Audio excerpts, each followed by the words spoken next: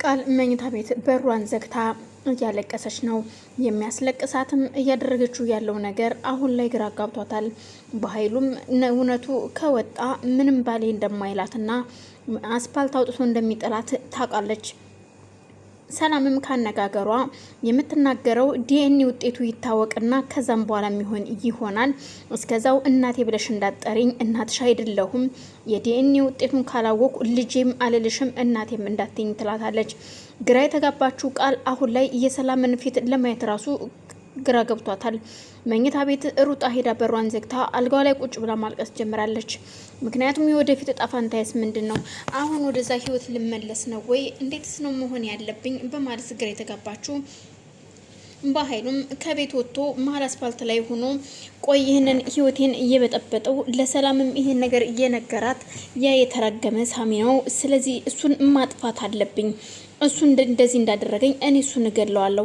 ከዛ ደግሞ የተረገመ ዶክተርም እምቢ ብሎኛል። አሁን ምን ማድረግ ነው ያለብኝ?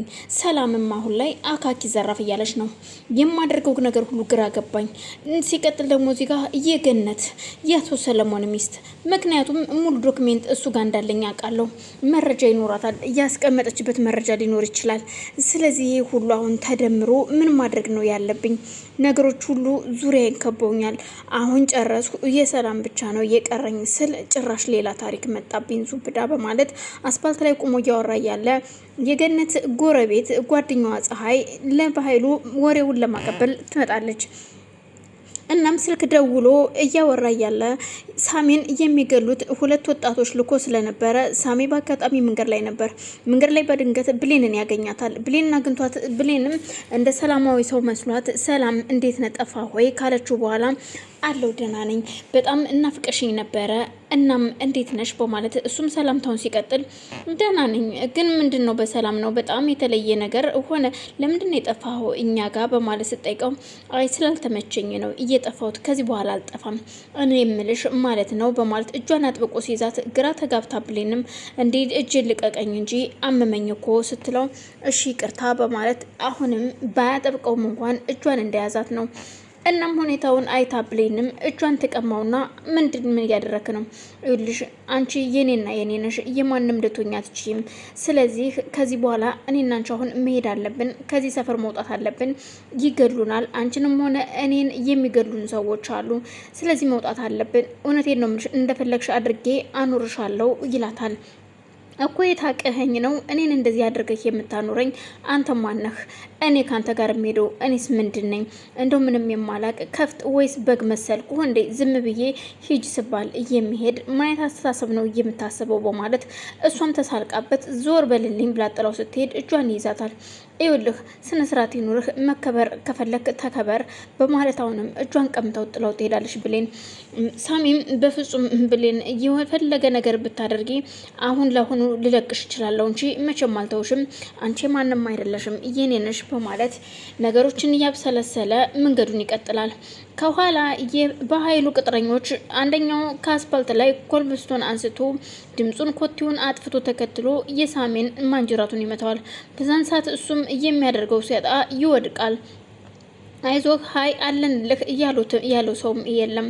እነሱም ለሁለት ከደበደቡትና ከረጋገጡት በኋላ መድከሙን ሲያውቁ ይደውሉና ለባይሉ እንደገደሉትና እንደሞተ ይነግሩታል።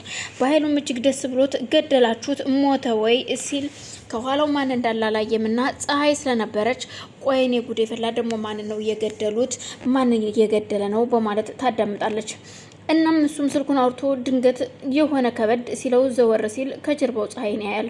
አንቺ የተረገምሽ ምን እያደረሽ ነው ከጀርባ ያቆመሽ በማለት አንገቷን ሲይዛት በፍጹም እኔ ምንም አልሰማሁኝም፣ ምንም የሰማሁት ነገር የለም በኃይሉ ገና መድረሴ ነው ስትለው እርግጠኛ ነሽ ወይ? አዎ እርግጠኛ ነኝ ገና መድረሴ ነው ትሏለች። በጣም ጥሩ እሺ አሁን ምንድን ነው የምትይኝ? ምን ልትነግሪኝ ነው የመጣሽው ሲላት ይኸውልህ ገነት ማለትም ገነት የሰለሞን ባለቤት የነበረችው በፊት ታወራ ነበረ። እናም የእሷን ባል አንተ እንደገደልከው ታውቃለች። ስለዚህ ሰለሞን ማለት የገነት ባል ነው። እና እሺ ታዲያ አሁን አንቺ ምንድነው ማድረግ ያለብሽ? እዛ ቤት ትሄጅና አሁን ከገነት ጋር ሆነሽ ፋይሎቹን እንድታመጭልኝ እፈልጋለሁ በማለት ሲጠይቃት አሁን ገነት ይቅርታ የምታደርግልኝና የምትታረቀኝ አይመስለኝም። በጣም ተናዳብኝ ይኸው ልጇ ከነገራት በኋላ ዓይንሽን ላፈር ብላኛለች። እናም ተጣልተናል። ስለዚህ እኔ እንዴት አድርጌ ነው ማምጣት የምችለው? እንደምንም ብለሽ አገሯ ላይም ወድቀሽ ቢሆን ይቅርታ ጠይቀሽ ዶክሜንቱን እንድታመጭልኝ እፈልጋለሁ። ከዛም በኋላ አይተሽ የማታውቂውን ገንዘብ እሰጥሻለሁ ይላታል። ፀሐይም ከቻልኩኝ እንግዲህ ይቅርታ ካደረገችልኝ እሺ ችግር የለውም አደርጋለሁ እንዳልከኝ በማለት ወሬዋን አቀብላ ተመልሳ ትሄዳለች። ፀሐይ ከባህሉ ተለይታ ወደ ገነት ቤት ነበር የሄደችው። ገነት በድንገት ደግሞ እዛው ነበረችና ዘወር ስትል ፀሐይ በሯ ላይ ቆማለች። አንቺ የተረገምሽ ምን ፈልገሽ ነው የመጣሽው? እዚህ ደግሞ እኔ እንዳትመጭ እዚህ ቤት ብዬሽ የለም ወይ በማለት ብትላትም ገነት ከአንቺ ተለይቼ መኖር አልችልም፣ ይቅርታ አድርጊልኝ፣ ይቅርታ ልጠይቅሽ ነው የመጣሁት በማለት እግሯ ላይ ትወድቃለች።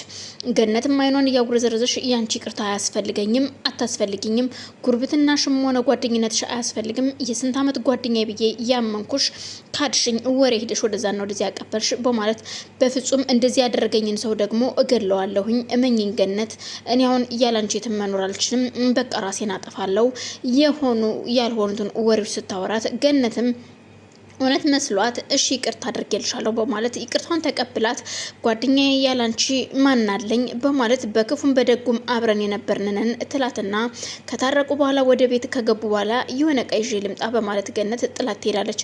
ፀሐይም በዛን ሰዓት ዶክሜንት ለመፈለግ ቦርሳዎችን ብትከፋፍትም ዶክሜንቱን አላገኘችም። ግን ደግሞ ገነት አልደረሰችባትም። ቁጭ ብላ ድንቅ ኮቴዋን ስትሰማ ካልጋዋን አስተካክላ መሬት ቁጭ ትላለች።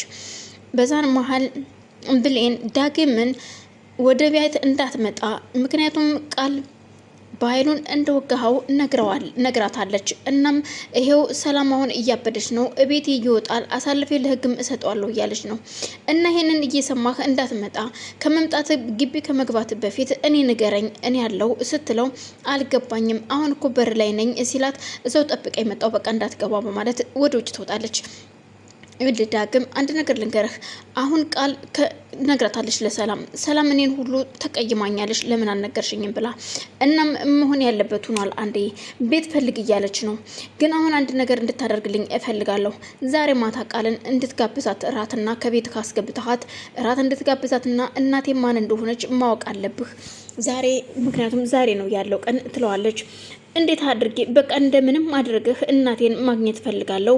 በቃ የምትወደኝ ከሆነ ምንም አልልህም፣ እኔ እውነቷን ማወቅ ፈልጋለሁ ስትለው አንቺ ካልሽ አንቺን ካስደሰተሽ ችግር የለውም እነግራታለሁ ይላታል። እሱም እንደለመደው ደውሎ ቃልን ማታራት እንደሚጋብዛትና እቤት እንድትመጣ ይነግራታል። ቃልን በደስታ ልብሷን ቃይራ ፏ ብትን ብላ ነበር ወደ ዳግም ቤት ሄደችው። ዳግምም ወይኑን ገዝቶ ለብሌን መኝታ ቤቷ ሄዶ አሳይቷት ከዛም እና ምን አለች ስትለው እንደምትመጣ ማታ አብረን እንደምናመሽም እነግራኛለች። በጣም ደስ ብሏታል። እንደውም ደብሮኝ ነበረ እንኳንም ደወልክልኝ አለችኝ እና እሺ ብላኛለች በማለት ይነግራታል። እሺ በማለት እሷም ተረጋግታ ቁጭ ትላለች። ቃልም በተለመደው ሰዓት ወደ ዳግም ቤት ትሄዳለች። ዳግም ቤት ከሄደች በኋላ ወሬው ሁሉ ሌላ ነበረ። ዳግም ቁጭ ብሎ ያለ ቃል እኔ እኮ እንደምወድሽ ታውቂያለሽ ወይ ሲላት አዎ